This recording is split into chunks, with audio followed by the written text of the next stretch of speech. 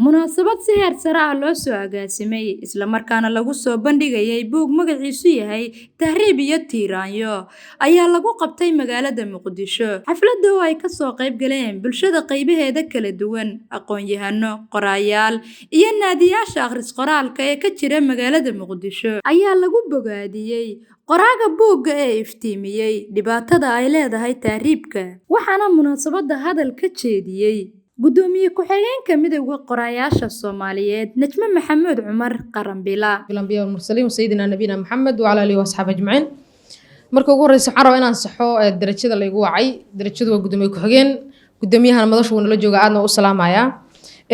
Intaas kadib waxaan salaamayaa madaxda iyo mas'uuliyiinta ee ka soo qaybgalayaasha qiimaha badan ee barnaamijkan qiimaha badan soo xaadiray. Runtii ka midowga qorayaasha ahaan marka buug la soo bandhigo anaga waxay nooga dhigan tahay anaga oo ilmo noo dhashay bay nooga dhigan tahay in qoraa uu maaragtay uu buug soo bandhigo wax weyn bay nooga dhigan tahay sida marka ay anaga wax weyn nooga dhigan tahay bulshada Soomaaliyeed wax weyn nooga dhigan tahay taasi waxay cadeyn u tahay qorayaashu inay ka duwan yihiin oo ka fikir duwan yihiin oo ka mabda' duwan yihiin aragtiyaha isdiidan ee dalka ka socda. Taasi waxay astaan u tahay in dhalinyaradu ay rabaan inay hore u socdaan sidan gadaal eegin. Taasi waxay ay astaan u noqonaysaa inaan rabno inaan ka sheekayno dhibkii hore noogu dhacay ee taariikhdu ka mid tahay ee aafada qabiilku ka mid yahay ee aafada qaadku ka mid tahay ee aafada qabyaaladu ka mid tahay laakiin aanan doonaynin hadda in dibna lagu sameeyo dib uguba. Waxaa buuggan Tahriib iyo Tiiraanyo wuxuu sheegayaa mashaakilaadka dhalinyarada ay wajaheenayo firdadkii iyo farxadkii ku dhacay iyo dhibaatooyinkii gaadhay bal ayaan daro waxaa inay dadka qaar hadda doonayaan in dib hor lana gaarsiiyaan. Runtii taasna mid aan u dul qaadan karna ma ahan. Maanta awoodeenu waa qalinkeenuna ma daali doono dhuuxiisuna maaragtay inagama dhamaan doono qarnimadeena iyo jiritaankeena nolosheena waa ku difaaci doonaa.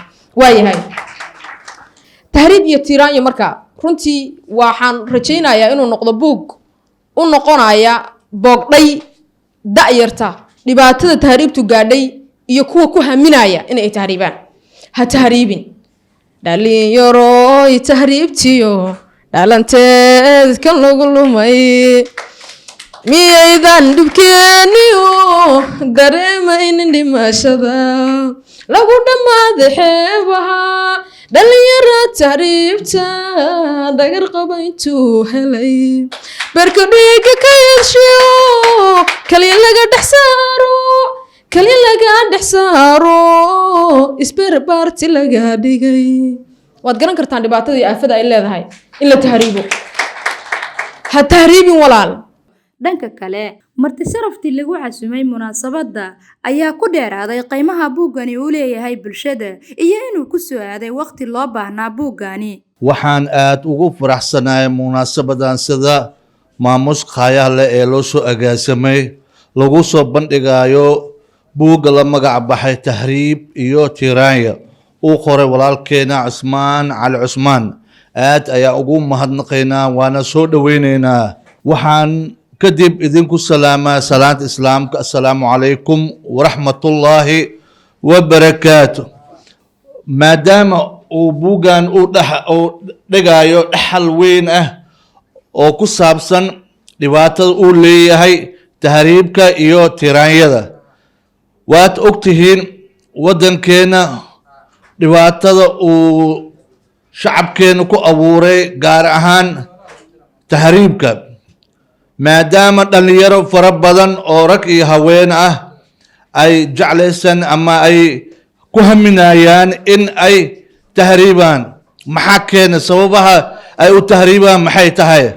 sababaha ay u tahriibaan waxay tahay maadaama waddankooda ay jecel yihiin oo ay ku barbaareen in ay ka hayaamaan. waxaa keenay markay waxay rabeen ay ka heli waayeen, gaar ahaan waxbarashadii, shaqooyinka.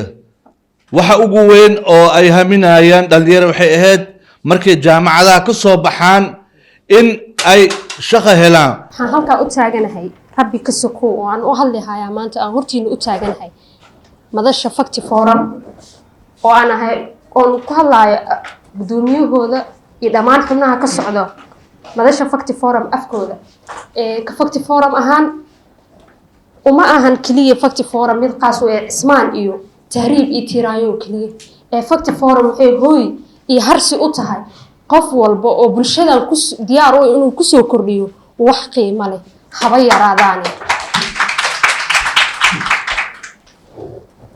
qof walba meesha fadhiyo oo dhalinyaro ah waayeel ha lahaado bulshada noocyadeeda kala duwan oo tallaabo hore u qaadayo fakti diyaar ay u tahay hooyeedin tahay soo dhawaada midda labaad waxaa rabaa inaan u mahad celiyo una hambaliyeeyo qoraaga buuggan aadkooda yar buugga qiimaha ee qaayaha leh ismaan wuxuu taabtay boog anaga dhan xanuunaysay boog saameysay meel walba ee dadka Soomaaliyeed geyiga ee degaan saameyn weyn ku yeelatay oo aan ognahay haddayna gurigaaga taabanin guriga dariskaaga ee taabatay waan wada tahriibnay waan ku wada ambanay waa ku dhibaatoonay in laga hadlo keliyana ma rabtay waxay u baahan tahay in la dhaqan geliyo fariintu lama wada laha fariintu dad bay si gaar u taabanaysaa oo ugu horeeyaan dowladda iyo waaya aragga bulshada Hamza oo khudbadii igu horeeyay lahay waxaan leeyahay waxaad mas'uul u tahay maanta oo meeshan u fadhisaa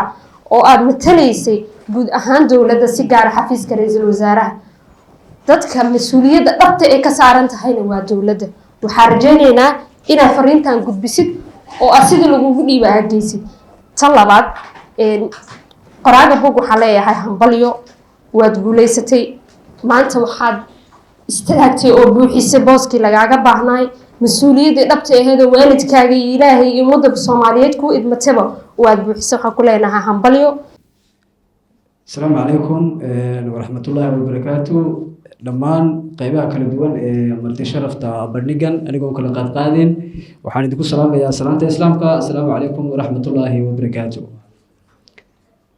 مركب حقتا وهرين أرتا وحا رباينا نهم بليايو ومهد علينا هالكن كيلو ذاقو قرايق بوغا عثمان علي عثمان محايا ليوحو وحكا قراي متكمدا دباتويك في قولي والبو صومالي كويالا maanta guri walba oo Soomaaliya ku yaala taariikhdu way saameysay ama qof bay ku waayeen ama qof tiisi wax ka dhinaayeen oo yoob ugu maqan weeye marka waxaan leeyahay hambalyo qorayaasha kale waxa dheer tahay inaad wax ka qortay mid kamid ah dhibaatooyinkaas bulshada Soomaaliyeed afiyay marka xigta marti sharafta ama dhalinyarada halkan joogta iyo inta maqanba waxaan rabaa inaan ku dhiirigeliyo inay ka fogaadaan taariibta isla marhaantaasina dalkooda ay iimaansadaan dalkeena bilicdiisa iyo dhaqaalihiisa way inaga kor u qaadi karna de wax kale in oran maaye qoraagana aan dhiirigelin loo bugaata aan iibsan. Wassalaamu calaykum waraxmatullaahi wabarakaatuh.